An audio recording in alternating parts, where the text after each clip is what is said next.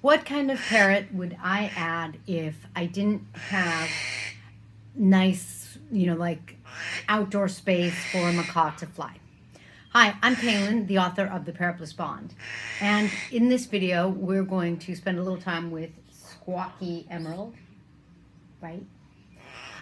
Someone replied to one of my videos and said that they have a hands macaw and that she's pretty quiet and pretty squawky. My husband was wondering if we could trade. Emerald isn't awful, but there is a lot of the day that it sounds like rah, rah. Not like that. It's rah, rah. I mean, it sounds like a complaint. So if you realize that you live somewhere where, for whatever reason, if you got a parrot, if you got a macaw, their wingspan is huge. I think that, both wings stretched out is really going to be longer than their body. I mean, they're huge. And so if you realize that, like, your house isn't really going to be enough space and you want a different parrot, here are some things to consider when you are comparing specifically an Amazon and a macaw. And I'm actually going to talk, therefore, since, if you've decided that a normal macaw or monster macaw is too big, then how about a mini macaw? So we're going to talk about sound, diet, and screeching. Sound, or actually I should say talking ability. The thing about Amazons that is so attractive is that next to African greys, they're probably, and maybe the cockatoos, Amazons and cockatoos might be neck and neck for being some of the best talkers. Don't put holes in my shirt. That's something that I've actually never had my Amazons do.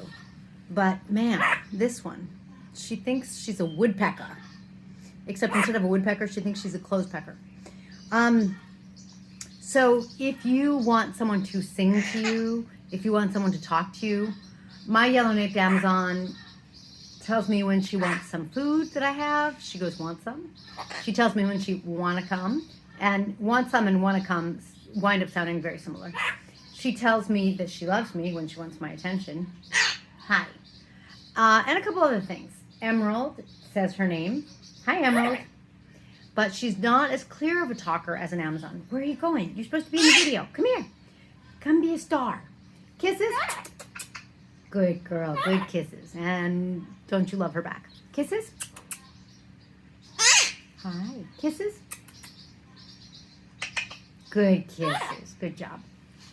The Amazons can fly around the house just fine. I feel like they're just fine. Amazons are, after all, how much smaller? Well, Amazons are going to be like, my smallest one is about 350 grams. My largest one is like 425. My monster macaws are 1,000 grams, which is about 2 pounds. And so the Amazons at best are almost one. Emerald is, what were you, 150, 200? No, she's got to be 200. I forget. I weigh my parrots semi-regularly, but keeping track of all the weights and who weighs what is sometimes a little hard. But, so Emerald is definitely much smaller. She would definitely have the ability to fly around the house as well. So, but her talking ability is a little squawky. Who's a pretty girl? That was Emerald. Good girl. Oh, you're going to feed me? Thank you. You could see that she's a good companion. You could see that she's a very easy size. So I would really consider her. Now, food. When it comes to Emerald, she gets a tablespoon of macaw milk. That means that she needs very little nut fat, but she does need some nut fat in her diet. Otherwise, her diet is going to consist of 3/4 pellets-ish, and 1/4 fresh vegetables, and then that 1 tablespoon of nut fat, which means, you could give her a macaw mix, which has seeds. The seeds are not really what a macaw would eat. What you really want for them is the nuts. She is trying to bond with me. She's not actually biting. I don't know if you could see. My finger's not in her beak. She's kind of got it cupped between her lower mandible and her upper mandible, but under her mandible. So she's just sort of bonding with me. Yes, I love you too. She says, I love you. It's kind of like feeding, but a little wires crossed. So that means that if you had a bird like Emerald, you could do things like, let's say you're going to give her half a walnut a day, which, that's probably about a tablespoon. You could cut that walnut into 4 pieces or however many pieces and do training and, give her treats. That would be kind of fun. With an Amazon, you cannot. You can, but it's not going to be good for them. Amazons are going to be prone to becoming overweight. So that means that their diet should be nut fat free. And that means that if you think it's fun to be able to give out like a walnut or an almond, your fun is going to be gone with an Amazon. A lot of bird stores sell freeze-dried papaya pieces. They are too high in sugar. Like you take a papaya, the fruit, and you concentrate the sugar. So they're not ideal. So that's not something you should give your Amazon or really any other parrot either. So what do you give your Amazon as a treat? Corn is going to be too sweet. So that's going to leave you with what, Emerald? Like carrots. So yes, I'm saying that if you have an Amazon, you have to be kind of creative. We give them freeze-dried beet chips with no salt, no oil. I know, you're going crazy trying to get attention. Yes. There you go. There's your cuddles. You're not going anywhere. Don't worry. You're not going anywhere. And so, yes, you have to be a little creative. You're going to have to figure out what they like to give them as a treat. We cheat. We give them papaya sometimes. We have the freeze-dried beet chips. But they are also pretty darn good eaters. So they eat the fresh vegetables. And sometimes I feel like I have to try to talk in between the squawking. Okay, so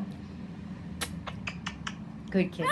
We've talked about the noise level, didn't we? Amazons are really loud.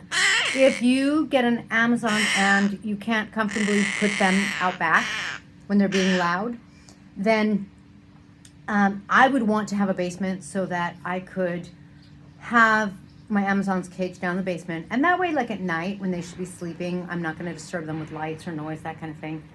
But I would also do it because Amazons tend to, first thing in the morning and, well, relatively speaking, at sunrise and dusk, be loud. And I don't mean Emerald loud. I mean much louder. So our Amazons are a little loud, and it's like, oh my God. Sometimes you're like, hello? What do you do about that loud?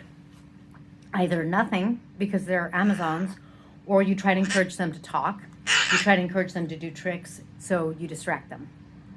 Does that work? Sometimes. Are they always noisy? No. Is every Amazon noisy? No. My Lorenza does not squawk like that. The other two do, and they do. Every day? No. At least once out of 3 days? Yeah.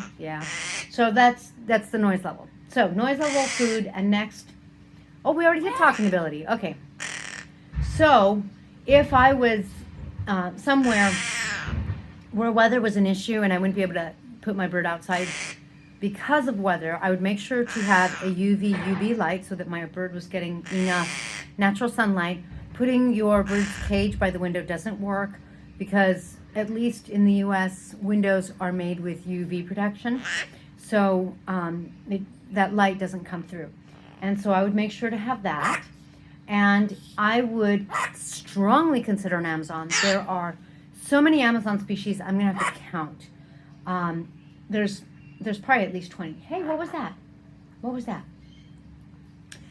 However, I would consider a Hans macaw or maybe a severe macaw because no woodpeckers, no clothes peckers, because the noise level isn't as bad.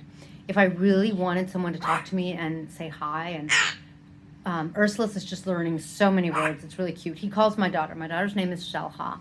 So when I call her, because she's upstairs, and I go, Shalha, he goes, ha. He's learning her name. What you doing? What you doing? Huh?